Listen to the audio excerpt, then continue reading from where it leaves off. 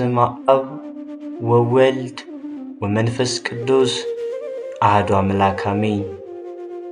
በክርስቶስ ክርስቲያን፣ በወልድ ወልደ እግዚአብሔር፣ በመንፈስ ቅዱስ መንፈሳውያን የተሰኛችሁ የኃያሉ የልዑል እግዚአብሔር ቤተሰቦች የእናታችን የቅድስት ድንግል ማርያም የአስራት የበኩራት ልጆች እንኳን ለገናናው መልአክ ለሊቀ መላእክት ለቅዱስ ዑራኤል ወርሃዊ መታሰቢያ ክብረ በዓል እንዲሁም በዚህች ዕለት ቤተ ክርስቲያን ለምታከብራቸው ቅዱሳን ክብረ በዓል በሰላም በጤና ደረሳችሁ። ዝክር ሚዲያችንን ሰብስክራይብ፣ ላይክ እንዲሁም ሼር በማድረግ ሁሌም ስለምትተባበሩን እያመሰገን ይህንን እርዳታችሁ እንድትቀጥሉ ስንል በታላቅ ትሕትና በልዑል እግዚአብሔር ስም እናሳስባለን። ከሊቀ መላእክት ከቅዱስ ዑራኤል ረድኤቱን በረከቱን ያሳትፈን፣ በምልጃው ይጠብቀን፣ አሜን። ዑራኤል ሆይ ከመልኮች ሁሉ ይልቅ ያንተን መልክዓ ጸሎት እወዳለሁ። የመልክህን ስነ ጸዳል በደመ ወልደ እግዚአብሔር የታተመ ነውና። ዑራኤል ሆይ እግዚአብሔር ኃይሉን የሚገልጽበት መልክዓ ብርሃናት አንተ ነህ።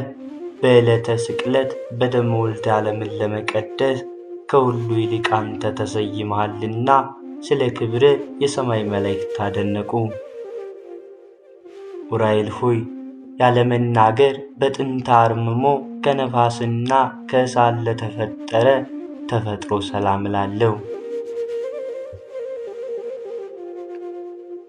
ቅዱስ ዑራኤል ሆይ የይቅርታና የቸርነት ክብር መልአክ ነህና ስለ እኛ ስለ ሰው ልጆች ወደ ልዑል እግዚአብሔር ማልድልን። ማላጅነትህ ዘውትር ከጥፋት ታድናለችና።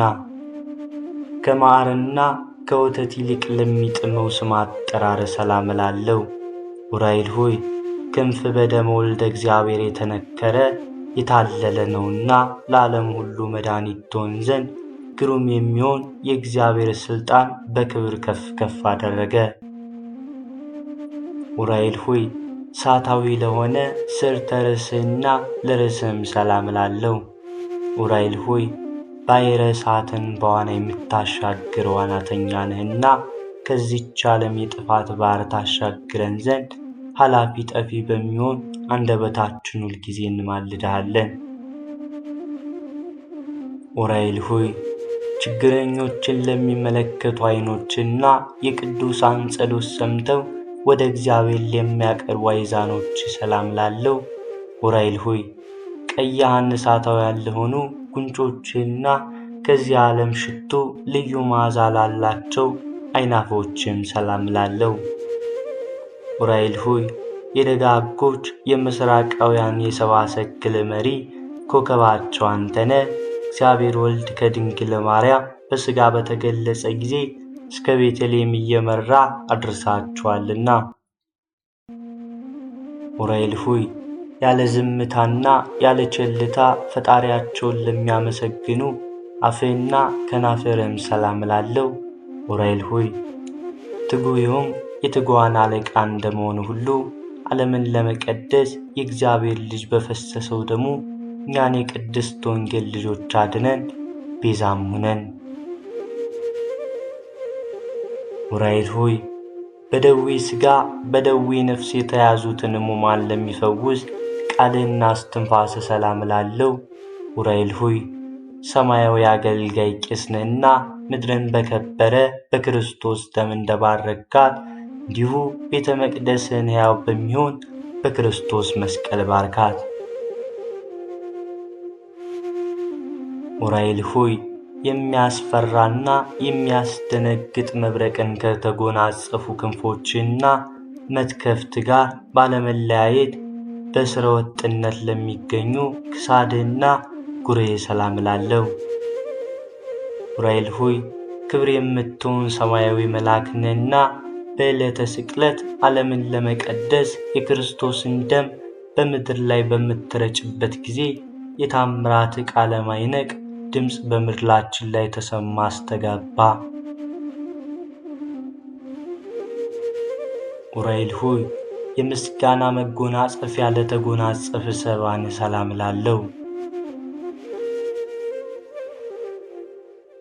ቅዱሳንን ጸሎት ተቀብሎ ከሥላሴ ለሚያደርሰው እንግዳም ሰላም እላለሁ። ዑራኤል ሆይ የሱራፌል ጓደኛ የእግዚአብሔር ቤተ መቅደስ አገልጋይ መልእክተኛ እንደመሆነ በፊት የምንመላለስ የእኛን ጸሎታችን ወደ አብ አቅርብልን አድርስልን። የዓለም ባለሟል የታመንክ አማላጅ ነህና። ዑራኤል ሆይ የመስቀል ምልክት ያለበትን የተአምራትና የማዳን በትረ ተአምር ለጨበጡ እጆችህና አጽነ ሰላምታ ይገባል። ዑራኤል ሆይ በብቸኛው ተጓዥ በያዕቆብ ትመሰላለህ። ከተከታዮቿ ከዮሴፍና ከሰሎሜ ጋር ድንግል ማርያምን እየመራ ከምድረ ሎዛ እስከ ምድረ ቁስቋም አድርሰሃታልና። ዑራኤል ሆይ በተፈጥሮ ብረታቸው ለሚያስደንቁ ለእጅ መዝራዕትና ክንድ ለወሮቼና ለመዳፍ ሰላም እላለሁ። ዑራኤል ሆይ ማኅበርን የምትባርክ ደገኛ ካህን እኮ ነህ። በየጊዜው እርዳን ጠብቀንም፣ ለጠላትም አሳልፈህ አትስጠን። እርዳታ አገርን ከጥፋት ሕዝብን ከስደት ያድናልና። ዑራኤል ሆይ ለእጆች ጣቶች ሰላም እላለሁ። በጣቶች ጫፍ ለሚያንጸባርቁ ጥፍሮችም ሰላም እላለሁ።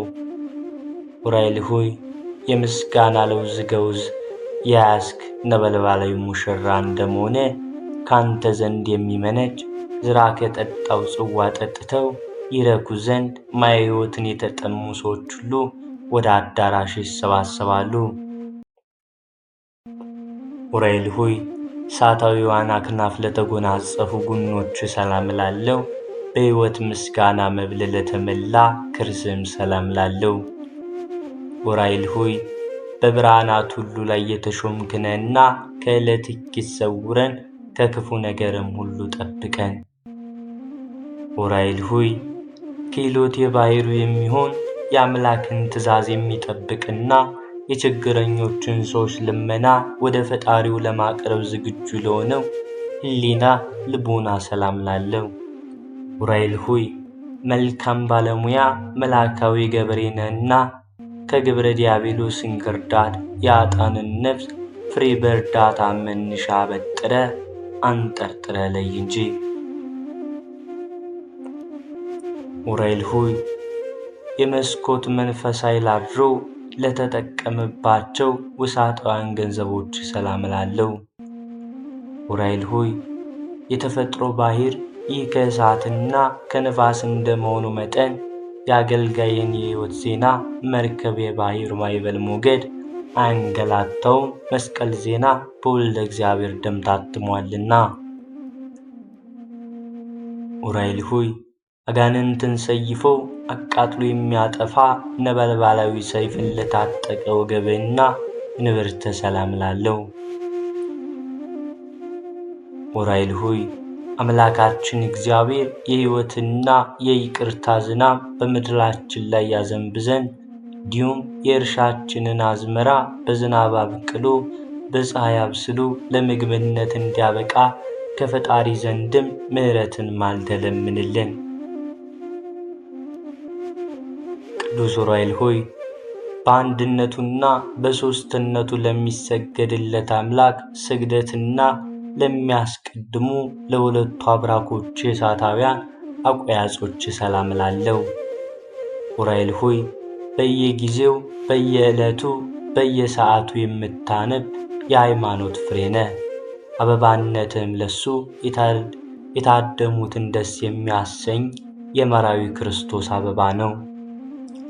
ዑራኤል ሆይ ፈጽሞ ለሚፈጥኑት እግሮቼና ሰኮና ሰላም እላለሁ። ቅዱስ ዑራኤል ሆይ በስደት ወራት ለድንግል የምድረ ግብፅን መንገድ ያመለከትካት አንተ ነህ። 3 ዓመት እያለቀሰችና ያዘነች በስደት ከቆየች በኋላ ተመልሳ ወደ ሀገሯ እንድትገባ የደስታ ምስራች አበሰርካት አንተ ነህና። ዑራኤል ሆይ መዝናኛዋ በጽርሐ ጽዮን ለሆነና ነፍስ ከሲኦል የኩነኔ ፍርድ ለማውጣት የሲኦል ጎዳና መረገጫው ለሆነው ተረከዝ ሰላም እላለሁ። ዑራኤል ሆይ ከፈጣሪ ይቅርታን አስገኝተ የኃጥአንን ነፍስ የምትጎበኝ ነህና በዚያች ቁርጥ ፍርድ ቀን የሲኦልን ደጃፍ እንዳናይ ስለ እመቤታችን ድንግል ማርያምና ስለ ልጇ ኢየሱስ ክርስቶስ በቃል ኪዳን እንማጸናለን። ዑራኤል ሆይ ሁለቱ አይጋረ ጉንድ ለበቀሉ 10 ጣቶችና ጥፍሮች ሰላም እላለሁ። ዑራኤል ሆይ ለሄኖክ ምስጢረ ጥበባትን እንደገለጽክለት ሁሉ ከነበልባላዊ መልአክ ከገብርኤልና ከደገኛው ከደቅስዮስ በዓል ጋር በኅብረት በሚከበረው በዓል የተሰበሰቡትን ምዕመናን ሁሉ ባርካቸው። ዑራኤል ሆይ ነበልባላዊ አካለ ቁመና ለሳተ ስነ መልክ ሰላም እላለሁ። ዑራኤል ሆይ ለዕዝራ ሱቱኤል ምስጢርን የሚገልጽ ትንቢትን የሚናገር ጽዋ ልቦናን ለማጋት እንደተቻልኩ ሁሉ በውስጥ በአፍአ የከበርክ መልአክ ነህና የአንደበቴን ምስጋና ለመቀበል ፈቃደኛ በመሆን ከሐዘኔ ታረጋጋኝ ዘንድ በሩጫ በችኮላ ፈጥነ ወደ እኔ ና። አቤቱ በወልድ የከበረ ደሙ መረጨት ዓለም ትቀድስ ዘንድ ከተራራ ወደ ተራራ ከቦታ ወደ ቦታ በመዘዋወር ትኩሱን የሚያቃጥለውን የመለኮትን ደም የረጨ ቅዱስ ዑራኤል ሆይ ለዓይን ደም የምታሰኝ የጥበብ መፍለቂያ ምንጭ አንተ ነህና ከእግዚአብሔር በተሰጠ ክንፈ ረድኤት ስትከንፍ መጥተህ አፋጣኝ እርዳታ አድርግልኝ። አቤቱ የእግዚአብሔር ወልድን ከሙታን ተለይቶ በዕለተ ሰንበት በሥጋ የመነሳቱን ምስራች ምስጢራዊ ቦታ በሚሆን ለቅዱሳት አንስት የገለጽ ዑራኤል ሆይ ሰማያዊን ምስጢረ ነገርና ምድራዊውን መፍቀደ ነገር እናውቅ ዘንድ ልዩ ልዩ ቋንቋዎችን ግለጽልን። ዑራኤል ሆይ ይህችን የባለ ሲመትህን ዕለት እጅግ የከበረች የተመረጠች ዕለት ናት። ከድንግል ዕረፍት በኋላ ቃል ኪዳን የተቀበልክበት ቃል ናትና። ዑራኤል ሆይ በምዕመን መስቀል ላይ የተሾምክ ታማኝ አገልጋይ ካህን ነህና አሳሳች ከሚሆን ከሰይጣን አገዛዝ ነፃ አውጥተህ ማኅበራዊ አንድነታችንን ለሁል ጊዜ ጠብቅ። የሃይማኖት ጥመኞችንም ታጠጣ ዘንድ የእጅህን ጽዋ ላክልኝ። አቤቱ ለጻድቁ ይስሐቅ የስንዴ ዘሩን ጧት ዘርቶ ማታ አጭዶ ወቅቶ ከጎተራው ያስገባው ዘንድ መንፈሳዊ ጥበብን ያቀዳጀው አንተ ዑራኤል ነህ። የቅዱሳን ረድኤታቸው ዑራኤል ሆይ ከሽቱ ይልቅ የመወደድ ጼና መዓዛ ያለንህና የጽጌ ሙሽራ ስለ ጼና ፍቅርህ ፍቅሬ የኔ ነው እኔም የእርሱ ነኝ፣ ፍቅሬ እንደ ነጭ ዕጣን መዓዛው የጣፈጠ ነው እያለች ታመሰግናለች። እነሆ በቀራንዮ የተክል ቦታ ከጉንደ መስቀል የተገኘ ጽጌ የምስጋና አበባ አበበ፣ የምስጋና ፍሬም አፈራ። ዑራኤል ሆይ ሕይወትን የሚያድስ መዓዛው የጣፈጠ ተክለ ናርዶስ ነውና ጼና መዓዛው በሕያው ባሕርይ በክርስቶስና በክብርት እናቱ ቅድስት ድንግል ማርያም ፊት እንደ ሱራፌ ማዕጠንት ባለ መዓዛ ጣዕሞ መዓዛው የምስጋናችንን መዓዛ ያጣፍጥልና። አሜን። ካለመኖር ወደ መኖር አምጥቶ ዓለምን ለፈጠረ እግዚአብሔር ክብር ምስጋና ይገባል። ዳግመኛ ባሪያውና በምሳሌው ከአራቱ ባሕርያተ ሥጋ አምስተኛ ባሕርየ ነፍስን አከናውኖ ሰውን የፈጠረ እግዚአብሔር ዘወትር በፍጹም ምስጋና እናመሰግነዋለን። በዚህ ሰብአዊ የክብር ተፈጥሮም ዑራኤል ሳይቀር ፈጽሞ ተደንቆ ለፈጣሪው ክብር ምስጋና ይገባዋል በማለት ምስጋናን አቅርቧልና የእግዚአብሔር ምስጋናው በምድርም በሰማይ የመላ ነው ለዘላለሙ አሜን። አቤቱ የመላእክት ሁሉ አለቃ የሚሆን የቅዱስ ዑራኤል አምላክ ሆይ በክርስቶስ ክርስቲያናውያን የተሰኘን የጥምቀት ልጆች እኛን አገልጋዮችን ከመከራ ሥጋ ከመከራ ነፍስ ጠብቀን ለዘላለሙ አሜን።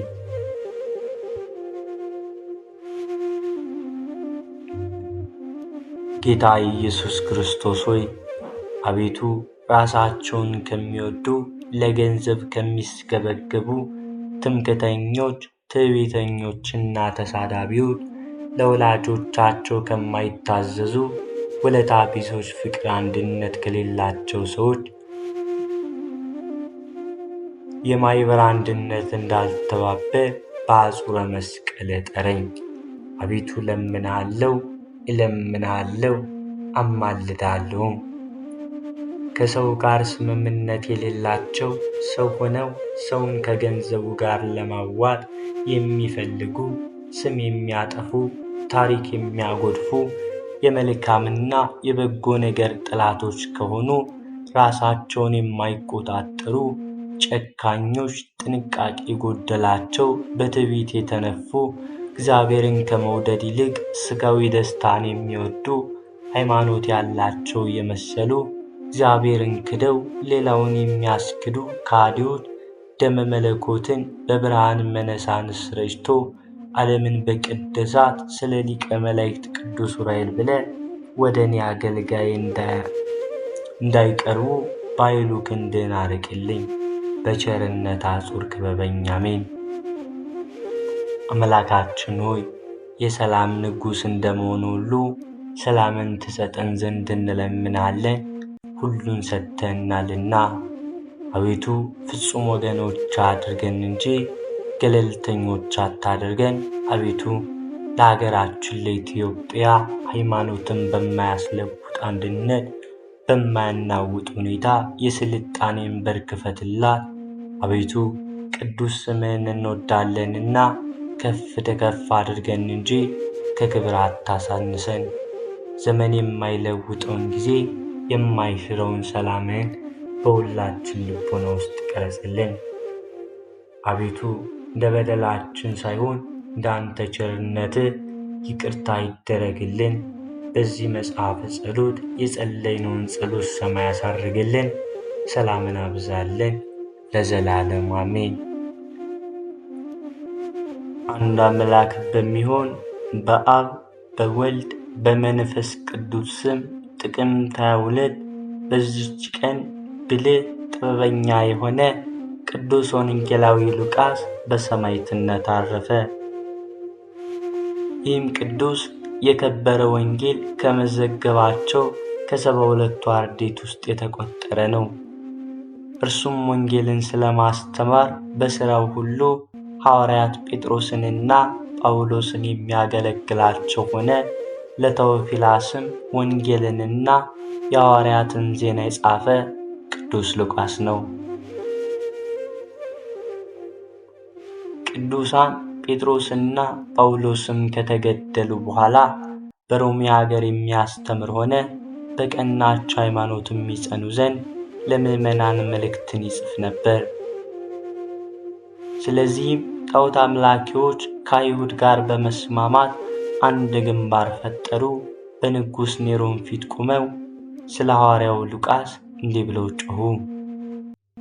ይህ ሉቃስ ብዙዎች ሰዎችን በሥራዬ ወደ ትምህርቱ አስገባቸው። ንጉሥ ኔሮንም ወደ ፍርድ አደባባይ ሉቃስን እንዲያቀርቡ ታዘዘ። ሐዋርያው ቅዱስ ሉቃስም ከዚህም ዓለም መውጫው እንደደረሰ በመንፈስ ቅዱስ አውቆ ወደ ባሕር ዳርቻ ሄደ። በዚያም ዓሣ የሚያጠምድ አንድም ሽማግሌ ሰው አገኘ። መጻሕፍቱንና ደብዳቤዎቹን ሰጠው። ወደ እግዚአብሔር መንገድ መርተው ያደርሱሃልና ሊን መጻሕፍት ጠብቃቸው አለው። በንጉሥ ኔሮንም ፊት ቀርቦ በቆመ ጊዜ ንጉሡ በሥራ ሕዝቡን የምታስት እስከ መቼ ነው አለው። ቅዱስ ሉቃስም እኔ ለሕያው እግዚአብሔር ልጅ ለጌታችን ኢየሱስ ክርስቶስ ሐዋርያው ነኝ እንጂ ሥራየኛ አይደለሁም ብሎ መለሰለት። ንጉሥ ኔሮንም ሁለተኛ እንዲህ አለው፣ የጻፈች ሰዎችን የምታስት ይህች እጅህን እኔ ቆርጣታለሁ። ይህንንም ብሎ የቀኝ እጁን እንዲቆርጡ አዘዘ። በቆረጡትም ጊዜ ንጉሥ ሆይ እኛ የዚህን ዓለም ሞት እንደማንፈራ እወቅ። ነገር ግን የጌታዬንና የፈጣሪን ኃይሉን ታውቅ ዘንድ አሳይሃለሁ። ይህንንም ብሎ የተቆረጠች የቀኝ እጁን በግራ እጁ አንስቶ ከተቆረጠችበት ቦታ ላይ አገናኝቶ እንደ ቀድሞ ደገኛ አደረጋት። ከዚህም በኋላ ለያት። በዚያም የነበሩ አደነቁ። የሰራዊት አለቃውና ሚስቱ ብዙዎችም ሰዎች ክብር ይግባውና በጌታችን ኢየሱስ ክርስቶስ አመኑ። ቁጥራቸውም 477 ነፍስ ሆነ። ንጉሡም ከቅዱስ ሉቃስ ጋር ራሶቻቸውን እንዲቆርጡ አዘዘና ቆረጧቸው። የምስክርነት አክሊልንም በመንግሥተ ሰማያት ተቀበሉ። ከዚህም በኋላ የቅዱስ ሉቃስን ሥጋ በማቅ አበይት ውስጥ አድርገው ወደ ባሕር ጣሉት። በእግዚአብሔርም ፈቃድ ወደ አንድ ደሴት ደረሰ። ምዕመናንም አግኝተው ወስደው ገነዙት፣ በአማረ ቦታም አኖሩት። ለእግዚአብሔር ምስጋና ይሁን። እኛንም በዚህ አባት ጸሎት ይማረን፣ በረከቱም ከእኛ ጋር ከመላው ሕዝበ ክርስቲያን ጋር ትኑር ለዘላለሙ አሜን። ሃይማኖተ አበው ዘቅዱስ ኤፍሬም።